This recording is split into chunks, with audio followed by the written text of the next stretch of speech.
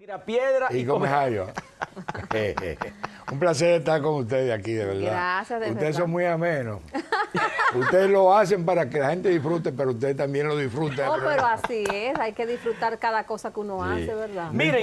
no importan las dificultades, hay que disfrutar de la vida. Así Mi mismo. primo es un símbolo del Partido de la Liberación Dominicana. No ese partido que en la última etapa ha pasado por un momento muy difícil. Lo conozco mejor que lo que él piensa. Es un símbolo, es una representación de lo que fue Juan Bosch, el verdadero Bosch. Y estas son de las personas que hacen que uno diga, Dios mío, pero la verdad es que este país, la mayoría de la gente son gente buena, no todos los políticos son corruptos. Él pertenece a la generación Mary Lady, la generación que lucha por este país. Así que, primo, ¿cómo está todo? Bueno, hasta ahora bien, luchando dentro de estas dificultades, las penurias que vive nuestro pueblo, y pues haciendo el esfuerzo de que el país se encauce de nuevo por la ruta de progreso. ¿Cómo está el sector agrícola, sector agropecuario? Usted estuvo dirigiendo el IAD. No, el Banco Agrícola. Usted estuvo dirigiendo el Banco Agrícola. Sí, sí. En un momento Yo fui un producto del Banco Agrícola. Yo soy hijo de 3 frases. Ajá. La primera frase que a mí me impactó y me llevó a la política es dulce y decoroso. Es luchar por la patria. Hay quienes dicen es morir por la patria. Pero yo digo es luchar por la patria. La otra es servir al partido para servir al pueblo, que fue la que abracé cuando llegué al PLD. Y la que he usado todo el tiempo como servidor público, que es de Martí. El que no vive para servir no sirve para vivir. Entonces en eso se resume mi accionar, tanto en la vida pública como servidor, como en la lucha política. Yo, el orgullo que tengo, que yo llegué al Banco Agrícola como mensajero, el 3 de junio del año 1964, y en los gobiernos que no eran de mi partido, yo escalé desde mensajero a la posición número 3 de la institución. Salí de ella, o me sacaron, a raíz de la crisis de 1990, con apenas 43 años, pero felizmente volví 6 años después, cuando ganó mi partido. ¿Cómo valora usted la política en términos de agricultura en la República Dominicana, con toda esa experiencia que usted tiene, y en unos tiempos como estos, donde se está hablando internacionalmente, hay una tendencia de la seguridad alimentaria, que es un tema que preocupa tanto, que está en los ODS y en la Agenda 2030? Un verdadero fracaso, y lamentablemente en el peor momento de la humanidad, como usted cita. En estos días se publicó los resultados de un panel de especialistas en donde se identificaron las 5 amenazas fundamentales de la humanidad, y la número 3 es la falta de alimentos. Por tanto, nosotros que hemos perdido nuestra capacidad productiva por los desaciertos de un gobierno que ha privilegiado las importaciones en perjuicio de la producción nacional, pues ha llevado a este país a las peores penurias. Y yo en cifras se lo puedo describir fácilmente.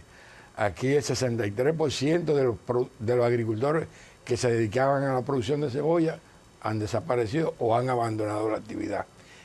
Más del 50% de los productores de piña han desaparecido más del 80% de los pequeños y medianos productores de pollo y huevos, aunque la producción ha aumentado, pero ha aumentado en manos de los ricos. Los pequeños y medianos han desaparecido en un 80%. ¿Pudiéramos estar perdiendo nosotros la soberanía alimentaria de la que tanto se habla internacionalmente, de que Sí. los países tienen que trabajar para tener una soberanía alimentaria? Nosotros llegamos en el gobierno de Danilo, del 12 al 20, a ofertarle el 89.7 de la necesidad de alimentación del pueblo dominicano, tanto de sus ciudadanos como los ciudadanos del país vecino y los turistas que venían en crecimiento. Llegamos a pasar del 50% que se suplía al sector turístico al 75%.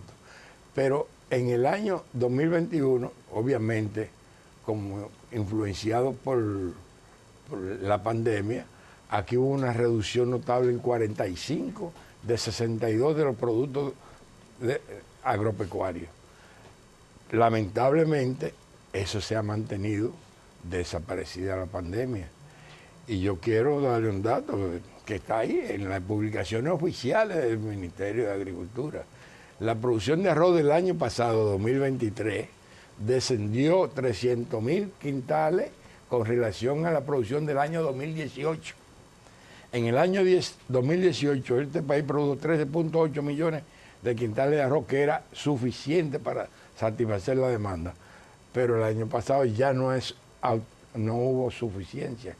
Y por eso desde octubre del año pasado ahora, este país ha dependido de su alimentación de 2.520.000 quintales que se han importado.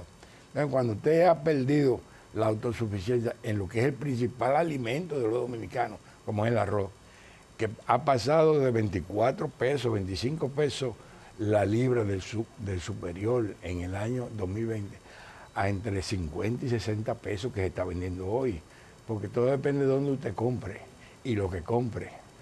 Yo siempre he estado interesada en los temas de inocuidad de los alimentos, pero aquí hay un uso indiscriminado de fertilizantes, de tantos químicos que muchas veces se relacionan con tantos problemas de salud que hay en la República Dominicana. Usted como conocedor de estos temas en términos de agricultura, ¿cómo estamos nosotros en el uso de estos químicos quizás y de mantener una inocuidad de los alimentos? Porque también a veces no tienen, muchas de las personas que expenden los alimentos, no tienen quizás las capacitaciones adecuadas para el manejo de que estén bien estos productos, de que lleguen sanos a la mesa de los dominicanos. Nosotros hemos perdido mercado precisamente por falta de las medidas sanitarias, porque uno de los errores de este gobierno fue que desde su llegada canceló un número considerable de profesionales de la agropecuaria, médicos veterinarios, agrónomos, ingenieros agrónomos. Y entre esos cancelados están los técnicos que el país había preparado para producir en ambiente controlado, que es una producción que necesita un conocimiento extra, porque los mercados donde nosotros exportamos son muy exigentes con la inocuidad. Entonces se cancelaron todos los técnicos que habían sido preparados para producir en ambiente controlado y se cancelaron los profesionales que vigilaban los puertos, aeropuertos y fronteras. ¿Y entonces quiénes están vigilando ahora? No, de entrada la vigilancia aquí es nada. Aquí lo único que falta por entrar es la plaga, que no existe. Aquí han venido todas las plagas. Lo primero fue que volvió 40 años después la peste porcina africana, por falta de la vigilancia sanitaria. Lo cierto es que nosotros perdimos un mercado de lo que se conocía como hortaliza china, que se vendía en Europa, precisamente porque aumentó la presencia de químicos en ellos. Se perdió la inocuidad. Pero entonces eso que se rechaza en otros países, ¿nos lo estamos comiendo nosotros? Es una lástima, porque la inocuidad no solamente debemos cuidar para lo que se exporta, sino para lo que consumimos aquí. Eso es lo que pienso yo, porque hay que cuidar nuestro país. Ese es un también. riesgo para nuestra salud. Entonces aquí, lamentablemente, si hay una falencia, es el cuidado sanitario. Aquí, lamentablemente, no solamente se ha perdido la capacidad productiva, sino la calidad de nuestros productos. Y por eso nosotros llegamos a ser el país líder de la exportación de guineo orgánico, y nosotros lo perdimos precisamente por falta de ese cuidado. Mire, primo, ¿qué pasó con las denominadas visitas sorpresa? Que fue un proyecto, yo recuerdo en mi campo, se apoyó a los productores. ¿Por qué abandonar ese proyecto? No lo entendí. ¿Por qué no darle continuidad si precisamente los productores de plátano, los productores de café, los productores de cacao, se le daba el apoyo técnico? Un excelente proyecto. ¿Por qué? En Guayabal, uno de los pequeños municipios de la provincia de Azua tiene 10 municipios, sí, Guayabal, sí, que había sido parte de Padre de la Casa, pasó a ser municipio posteriormente. Pero cuando nosotros llegamos al gobierno, en Guayabal habían 5 personas que podían decir que tenían $1 millón de pesos.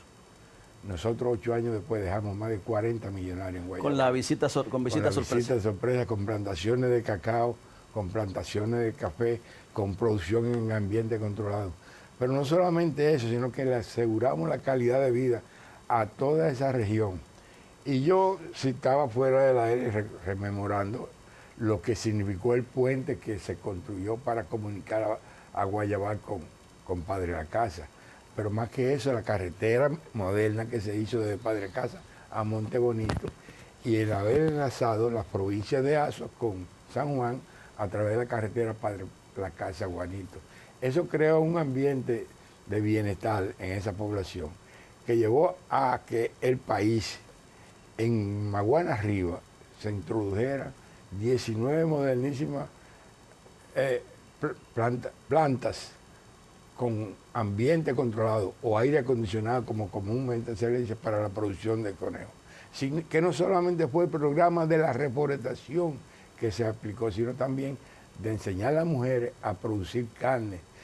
Y la gente pierde de vista que el conejo no solamente se promovió para el aprovechamiento de la carne, sino para el aprovechamiento de la piel, porque la piel se usa para calzado, para llavero, para abrigos, y hasta la orina del conejo era demandada por empresas de Francia porque lo usan para la elaboración de perfume.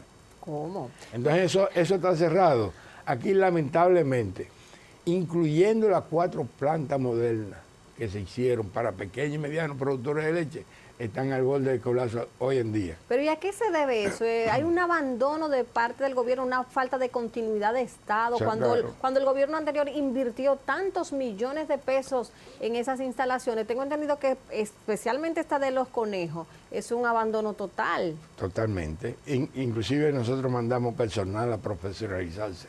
No solamente los médicos veterinarios, sino los beneficiarios, para tomar experiencia de España e Italia, que son de los países más avanzados en ese sentido.